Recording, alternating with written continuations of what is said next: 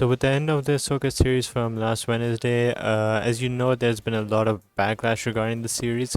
Some which is actually no, every one of them which is pretty unnecessary hate, which is a common Star Wars thing, especially with Star Wars theory claiming that some parts of the Ahsoka series were his script, even though no one knew what the hell he was on about. So here's a few things that the fans complain about that didn't really make any sense at all. One thing about Thrawn looking a little weird.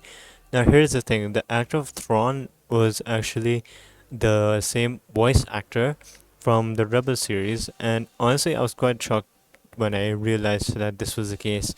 But and now that the actor is actually a little old, I'm not sure how old he is, but in the series he's actually 70 years old. So that's what people are not trying to not trying to look up to.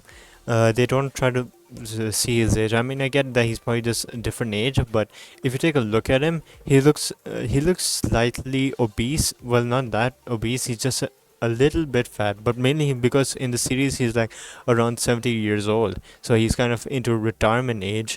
Otherwise, in Rebels, he was around adult age. So like, there's a huge difference between the ages in Rebels and in Ahsoka. I mean, yeah, sure, he looks a little same, especially like the same. He probably got the same looks from the series, but that doesn't mean that his body won't change.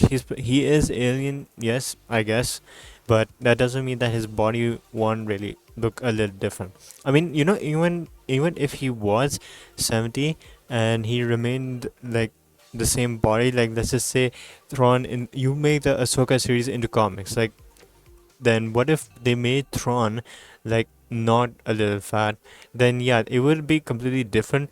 But the thing is, they were using the voice actor, and the voice actor is actually quite old. He's around. Okay, never mind. He's not that old, but he's around 59 years old. I thought he was gonna be around somewhere older, but maybe he ate a little bit so he could fit the role for Thrawn.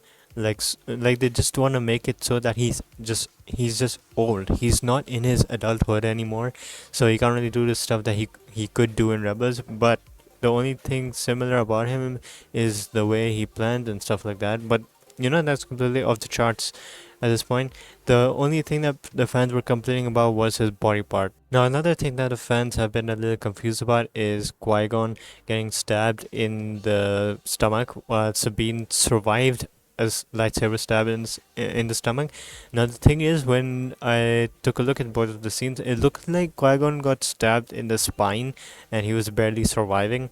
Meanwhile, Sabine, she got stabbed in like the right hip. So that wasn't really a body part. She didn't really get stabbed anywhere, if that's the case. And the thing is, if Ahsoka wasn't there, then yeah, she would have been dead. But she came right on time and took her to the hospital, where she was in bed for a few days. So it's obvious that she had survived that. Otherwise, if she was not there, then yeah, she would have been dead. So, but that's not the thing fans were complaining about. The other shocking part is the duel between Morgan Elsbeth and Ahsoka. Now, if you've seen Mandalorian season 2, Morgan and Ahsoka actually had a duel before, and honestly, I would admit that that first duel of theirs was quite slow, and the Ahsoka series managed to make up a perfect improvement from what was before. Like, she was fighting more faster this time, and like we haven't really seen her fight that fast in live action. Although I'm not sure why they usually make her fight slow in live action. It's probably because of age as well. I mean, she's probably she's probably around adulthood, but I'm not really sure about the age. I mean, the whole thing took place after the Empire, so so she's just old. I'll probably say around adulthood, maybe. She could be around Luke's age, but I doubt because she would have been looking a little more older. But yeah, anyways, that was all of the hate that I've known so far. I'm pretty sure there's some other hate because Star Wars fans are just Star Wars fans at this point. And they'll just hate on anything. But Ahsoka series is actually on Andor level right now. They managed to, I mean, Dave Filoni managed to bring up a much better improvement from Mandalorian season 3, because Ahsoka was definitely able to surpass that in terms of writing and everything. Um, but but at least I'm just glad that there's no hate in the scene of the world between worlds where Anakin appears. That scene where they show the what's it called, the flashbacks of the Clone Wars with Ahsoka in it, that was pretty great. Honestly, I'm so glad they did that in, and I feel like Star Wars fans should be more thankful than disrespectful to what the studio has been doing for them.